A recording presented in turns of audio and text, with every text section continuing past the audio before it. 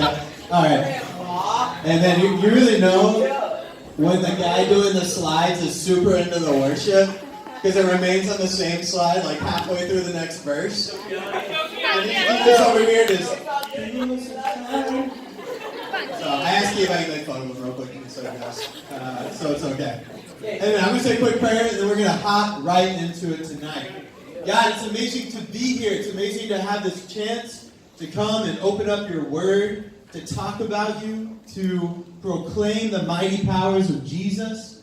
I pray that as we're reading John chapter 9, that you can really speak to us wherever we're at, God, that you can open our eyes to see what you have for us, to humble our hearts to hear and understand, and set aside anything that can hinder us. We love you, God. It's in Jesus' name I pray. Amen. Amen. Thanks. So my title slide for tonight, if you like titles, it's I once was blind, but now I'm blind.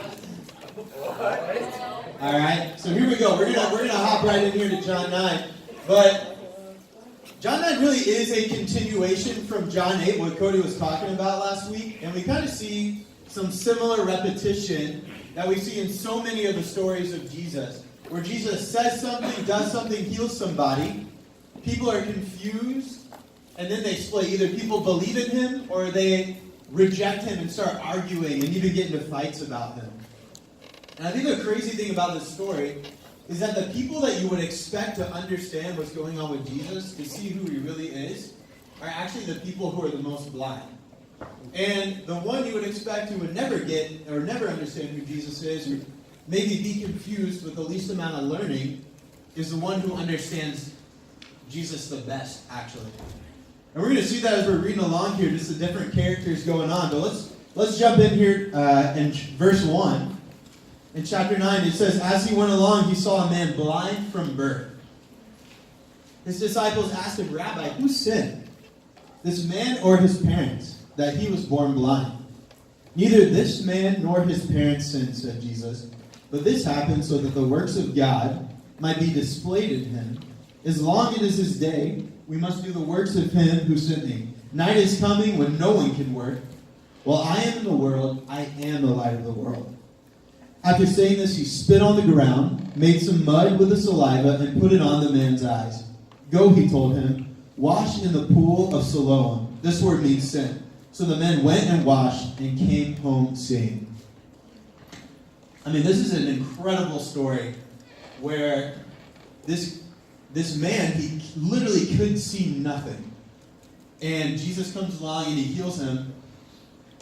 I think there's like some cultural significance to spit, but I'm kind of like, man, if that was me, I wonder if I would ask Jesus to heal me in a different way than like spitting on me. And then whatever it takes, I suppose. But because being blind in this time, it was not easy. There was no social welfare. There was no government to help you out. There was no money, no income. The only way this man survived was based off of the generosity of other people. Begging on the side of the road, if people were willing to give up some of their money, that was the only way this guy was going to be able to eat. The only way that he's going to have shelter. Because there was nobody or no system in place to take care of him. And that's a scary way to go through life, right? I don't know if anybody here has ever been to the eye doctor, the optometrist before, and gotten an eye exam. But I remember one time I had to go get an eye exam a couple years ago. And what they do is they dilate your pupils like massively so they can jam a needle into your eye. And it's terrible and terrifying. But basically what happens is that you cannot see much of anything at all. Like everything is incredibly fuzzy. I would maybe be able to make out sort of the people in the back row. But anything up close to me, like I would not be able to read my notes. I couldn't tell that I was Dylan. He would just be some pink blob. And I would have no idea who he is. So my dad and my grandpa, they go with me to the eye doctor. And here's the beautiful part about it is that when you get your eyes dilated, it lasts a couple hours. And I drove us there. And because I had gotten in a car wreck earlier, I had a rental car. And I was the only person allowed to drive it. And so, guess who got to drive us all home while having his pupils the size of my eyes right now? It was me. And so, this was hilarious, because I'm like, I could see like 8 cars in front of me, but everything else, I was kind of guessing. Like, I didn't know how fast I was going. When I looked out at the speedometer, it was totally just a blur.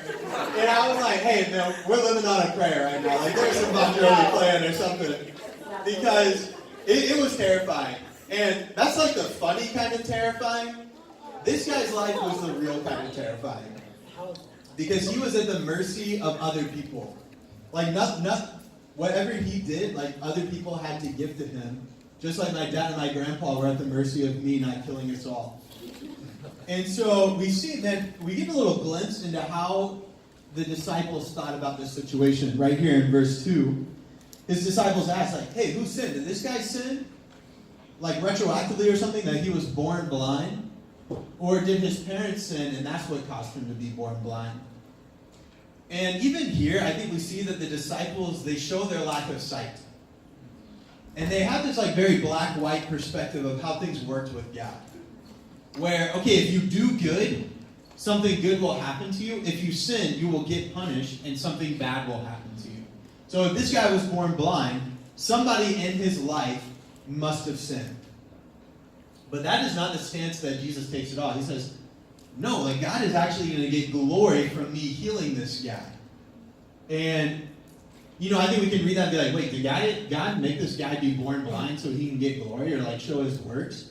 And there's some like really confusing Greek stuff I looked up that I won't explain, but no. Basically, God gets glory because Jesus is going around doing these amazing, generous, loving actions of healing people who are blind, of restoring the lame, all that kind of stuff. That is how God gets glory, not by making somebody be born blind. But I think it brings up an important question, because if I'm honest, that's how I can think about God sometimes. Where, okay, you know, I sin, and so I'm going to get punished in some way. And if something happens, that's usually like a confirmation bias, like, oh, I stubbed my toe, there it is. Like, I must have sinned. And I think if we're honest, we can view God the same way. Where we kind of have this black and white, and God becomes this punisher rather than how he's described as God is love. There's a quote by A.W. Tozer that says, what comes into our minds when we think about God is the most important thing about us. So what you and I think about God is the most important thing in our life. And if we don't view God, if we don't see God for who he really is, man, we're missing out on something. So how do you view God? Who is God to you? Because to these disciples, he was a black and white, right or wrong, you're good, you're not good. But for Jesus, he saw this man on the side of the road, impaired and helpless, and he reached out and he healed him. And I think the thing is, though, it's interesting, because this guy, he didn't get healed right away, right? Like Jesus tells him to go do something. He says, hey, go wash in this pool, and then you will be healed. And it wasn't until this man obeyed Jesus, this commandment Jesus had given him, this instruction, that he was actually healed. Kind of reminds me of what Cody was talking about last week in John 8, verses 31 and 32, where he says, hey, if you hold to my teachings, you're really my disciples, then you will know the truth, then you will be set free. Where Jesus, he expects obedience out of us. If we're ever going to be truly able to see, we've got to start obeying Jesus' teachings. But man, this guy, he goes for it. Like, what else did he have to lose? I think this guy was willing to do anything he could to be able to see again. And he believes, he trusts, and he goes and washes in this pool. And the amazing thing is, then he can see. Yeah. So let's look at the response. If you want to go up to a couple slides for it, I have it. Yeah, there you go. In verse 8, his neighbors and those who had formerly seen him begging asked, isn't this the same man who used to sit and beg? Some claimed that he was, others said, no, he only looks like him. But he himself insisted, I am the man. And so they're asking, like, hey, how were your eyes open? And he says, this man named Jesus, he was the one who healed me.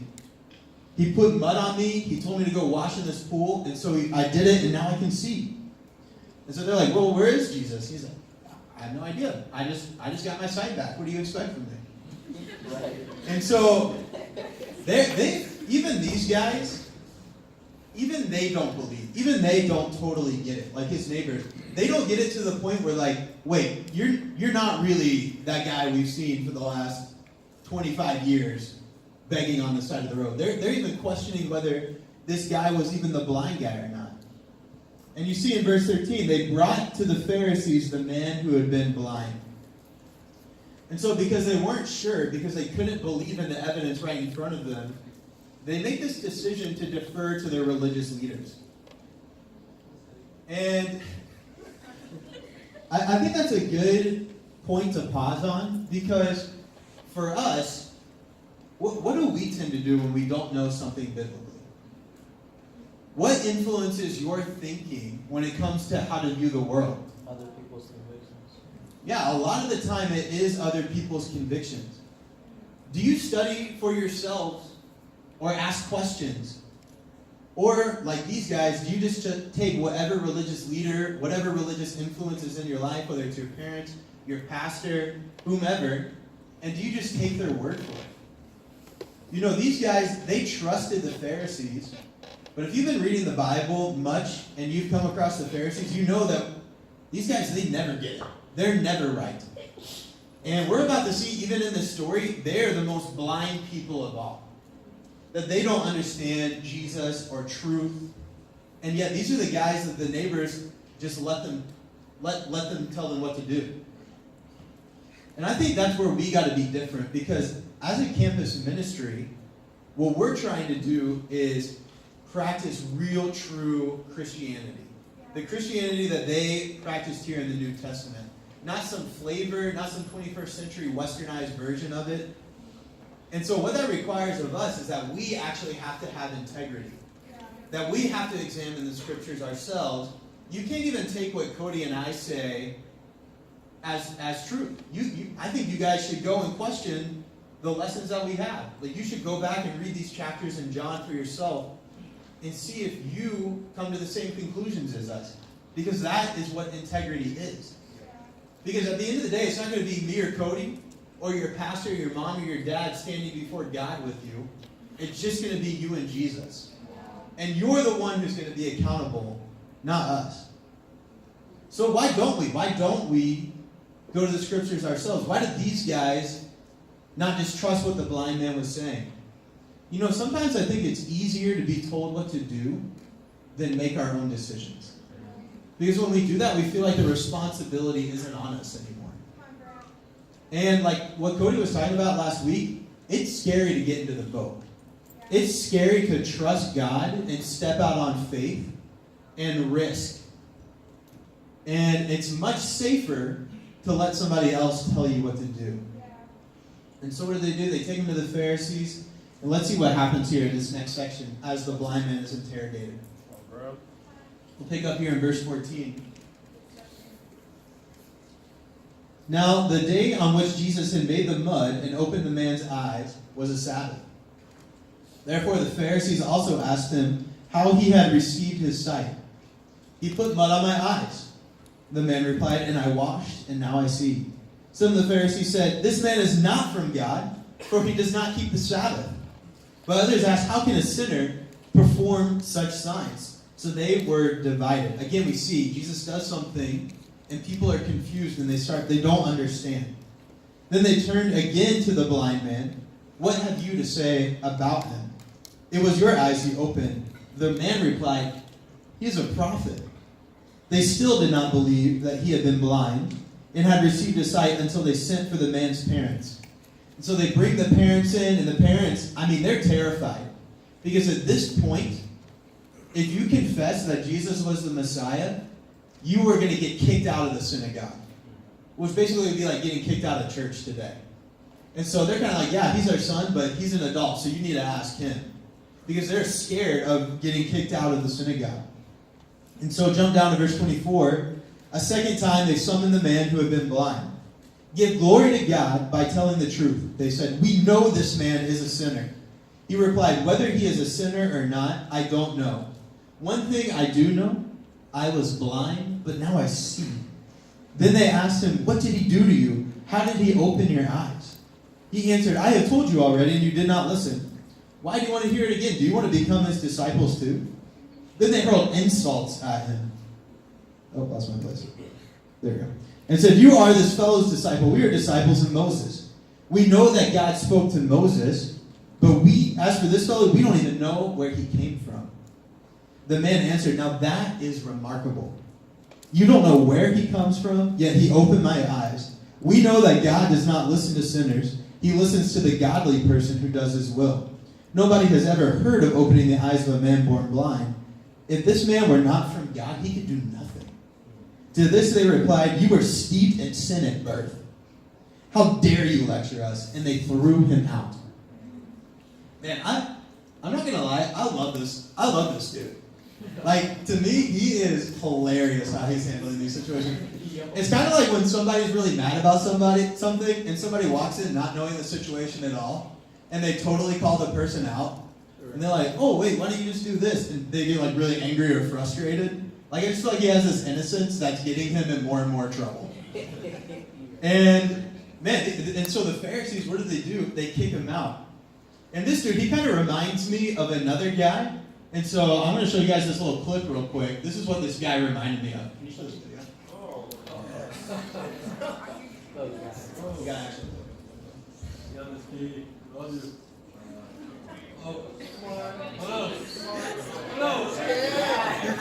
We got it.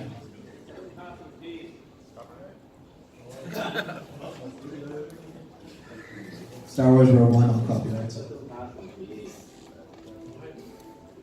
Force is with me, and I am with the Force.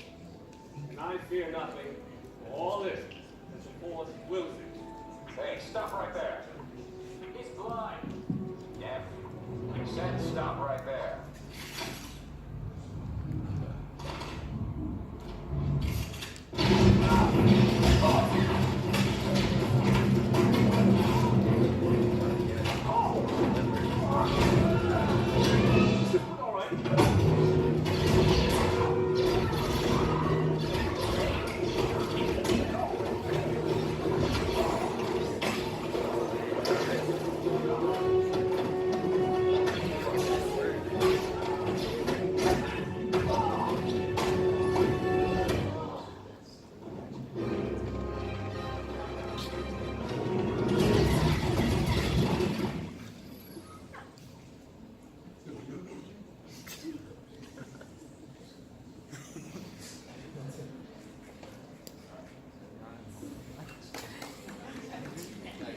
Anyway, that's what it reminds me of. We're the stormtroopers of the Pharisees, and I forgot that dude's name, but he's the formerly blind guy in the story. And so, I mean, I was reading the story, and that's not immediately what I thought of, if I'm just being honest. But he goes in there, he's just cracking skulls, you know? And the Pharisees, man, what's their response? They're trying to bash Jesus because he healed somebody on the Sabbath. They're saying he's a sinner. But for this guy, there's no way Jesus is a sinner. How could somebody who's evil heal him? How could somebody help him so much? And this guy, it's awesome. He's starting to get it more and more. And Jesus is becoming more and more focused for him. Where first he's like, hey, Jesus healed me. And then he calls him a prophet. And then ultimately he's saying this man, that Jesus is from God himself. But the Pharisees, they're having like the exact opposite reaction. That Jesus for them is a sinner. And what the dispute is over here is, okay, Jesus healed this guy on the Sabbath where healing somebody was considered work, and even spitting on the ground was considered work on the Sabbath, where it was like watering the ground. And so, yeah, seriously. And so they're like super angry at Jesus because they think he doesn't respect the Sabbath. And really though, that all that stuff is like in these extra commandments that weren't in the law, like in the Old Testament, that got added on. And so that's why all this conflict is happening, is because they think these commandments, you have to do them. But Jesus is like, are you kidding me? Like, you're telling me I'm not going to heal somebody born blind because that's considered work? Like, is that really what God wants for us? To where we got to follow these rules at the expense of other people's lives? That doesn't make sense. And I think, man, probably a lot of you guys grew up similarly to me, where I grew up in a super religious household. where there's like a lot of strict rules, like go to church this many times, like dress like this, talk like this. But the crazy thing was that as I went to church for over 18 years, a lot of rules were taught to me, but nobody ever really sat down and showed me Jesus. And I think it was hard that I didn't see a ton of relationship with Jesus in the church that I grew up going to. And man, I know for me, it wasn't until some people even in this very ministry, like 7 years ago, really started to open up the Bible with me, show me who Jesus is, what it really means to be his follower, that I understood and that I was able to build, really for the first time in my life, a real relationship with Jesus beyond just I acknowledged that he was a real person and that he was the Son of God. Like, yeah, I believed in Jesus, but I didn't really know Jesus. And I think as we've been reading John, we see that, man, it's not just enough to say intellectually, yeah, I believe in Jesus, but we got to really know and walk with Jesus. And I think we do that, even creating a lot of rules. It's easy and comfortable because what it does is it makes us feel really self-assured that we're right with God, whereas a relationship is kind of messy. There's no like clear lines all the time. But what that does is, just like the Pharisees here, it makes us self-righteous because we think we have things figured out and that other people don't. And I think we got to ask ourselves, man, do I have like a salvation checklist? Do I have certain things that I say, man, because I'm doing this, I'm right with God? Or do I have a real relationship with Jesus? I wonder how many of us would respond to this situation like this formerly blind man did. Where this guy, he was bold. Man, he was realizing truths about Jesus, even before knowing totally who Jesus was. He was so convinced that he stood his ground, even though it got him kicked out of the synagogue. And not only that, he was willing to defend Jesus. By the end, he's like calling the Pharisees out. And he just had this attitude that he was so grateful for what Jesus had done for him. And because Jesus had taken care of him like nobody else ever had before, I think he was convinced that Jesus, there was something different about him.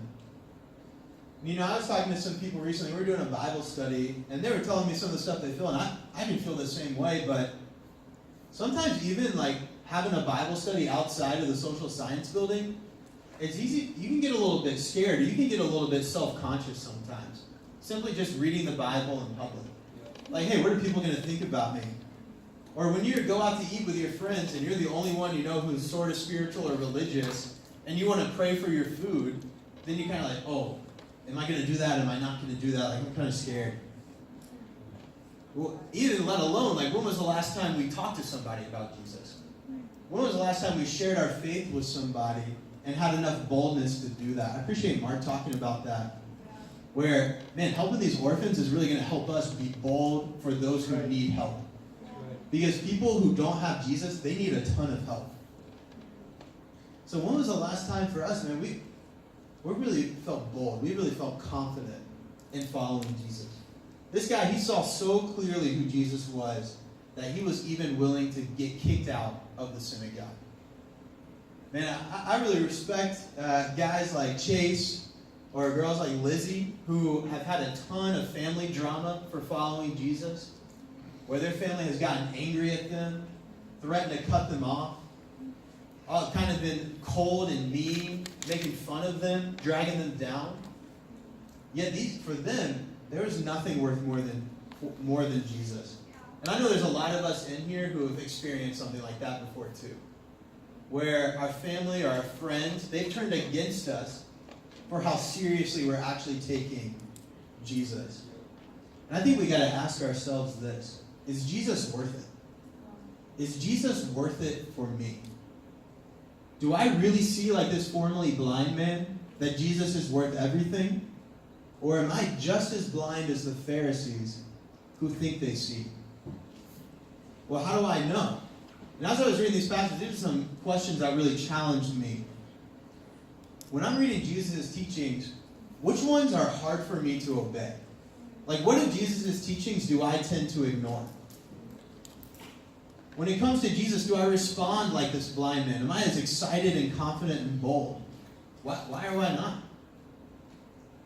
Another one is, do I let other people point out where I'm blind? Or am I prideful and don't listen? You know, what I see that changed this man was how grateful he was to Jesus. But do we take Jesus for granted? Is what Jesus has done in our life no longer special to us? Let's look here at the end where we're going to close out this next passage. In verse 35, Jesus heard that they had thrown him out. And when he found him, he said, "Do you believe in the Son of Man?" "Who is he, sir?" the man asked. "Tell me so that I may believe in him." Jesus said, "You have now seen him. In fact, he is the one speaking with you." Then the man said, "Lord, I believe," and he worshipped him.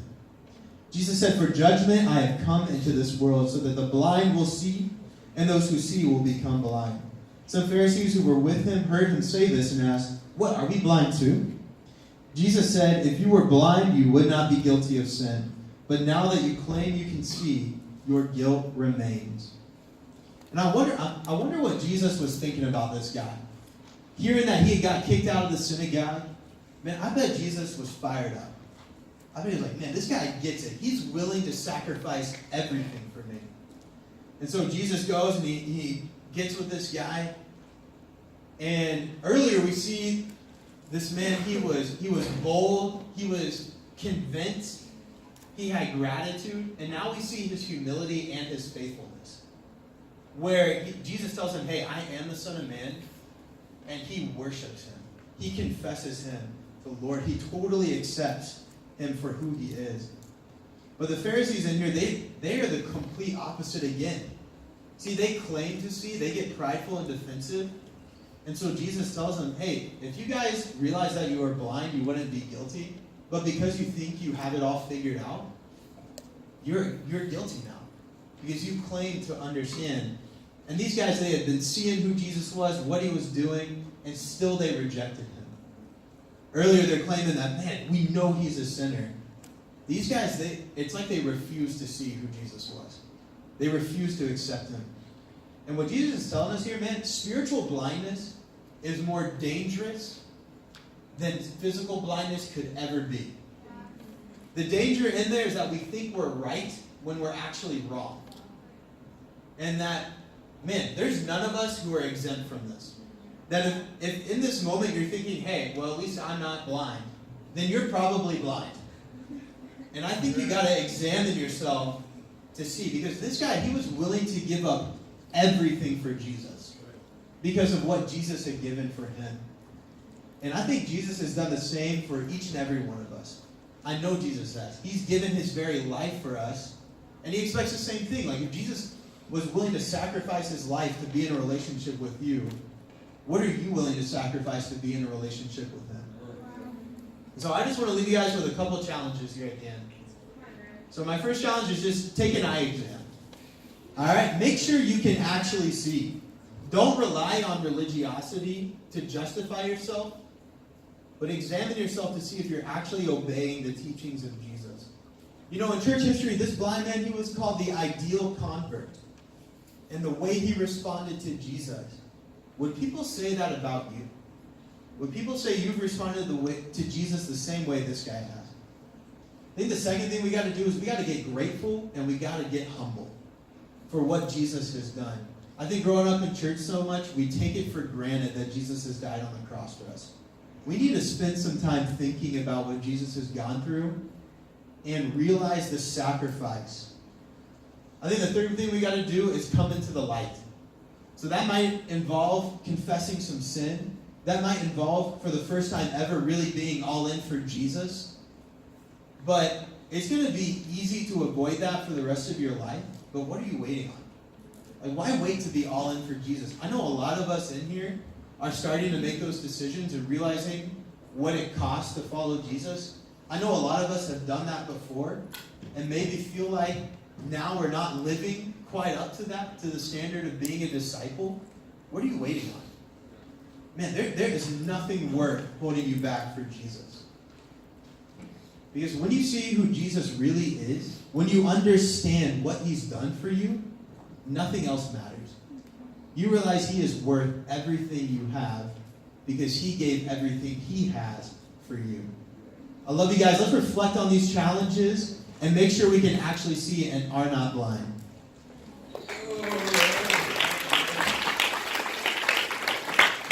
Yeah, I don't know about you guys. When he said take an eye exam, the only thing I'm thinking is I do not want Jesus to have to stick a needle in my eye. You know what I'm saying? Like, this was the first passage when I came to a Bible talk 5 years ago, and this was the passage that was used. And I remember Tom McGurk led it, and he's just sitting there like, are you guys blind? I'm like, well, I guess if that's the right answer, then yes, I am, bro, right? But the truth is, it's okay to admit that you don't know what you're doing. In fact, that's what can be so hard with following Jesus, is that we're afraid to not know what we're doing. We're afraid to not have the right answer, or we're afraid of people knowing that we don't have it all figured out, right? That we're not doing it right. But that's the exact opposite kind of heart that we're supposed to have. It that should make us all take a big old sigh of relief. Just go, okay, Jesus actually just wants me to be who I am, and with that, right, saying I'm blind so that he can mold me so I can follow his teachings, right, so that I can emulate him to the world. And I really think that being blind, I mean, that's got to be the easiest thing in the world, right? I mean, literally just going, let me just ask somebody what this passage is about that I did my quiet time on this morning. Let me just ask what my friend thinks. Let me write down a couple of questions about my life, because I'm struggling right now. You know what I'm saying? It should be so easy, and it can be, if we'll just commit to going, this isn't one of the teachings of Jesus. Every day, I need to just admit that I'm blind and see where I go from there. Y'all feel me? Can we follow those practicals that Graham gave us? Can we take an eye exam? Can we come into the light? Can we do all those things that he said? It's a lot easier than it may seem, but all of us have just got to decide to start doing it. Amen? One last announcement I want to make is about the t-shirts again. $15. But tonight, they're on discount for $10, okay? And he said that you could just pledge to raise $100. That's like, of course you're going to do that. Just grab one and go, you know what I'm saying? And then honor system to make sure you try. But with that, hey, let me just pray us out, and we'll see you guys next week, okay? Dear Lord, we're so thankful just for your example again, God. Thankful for Graham tonight talking about trying to be blind. Lord, I pray that you would help all of us, just admit that we are blind, and that our actions could really say that, God. That, like Mark was talking about, we can have the heart of a little child who we just realize that we need help with everything we do, and that includes trying to follow Jesus. Lord, we love you so much. It's in Christ's name I pray. Amen. Love you guys.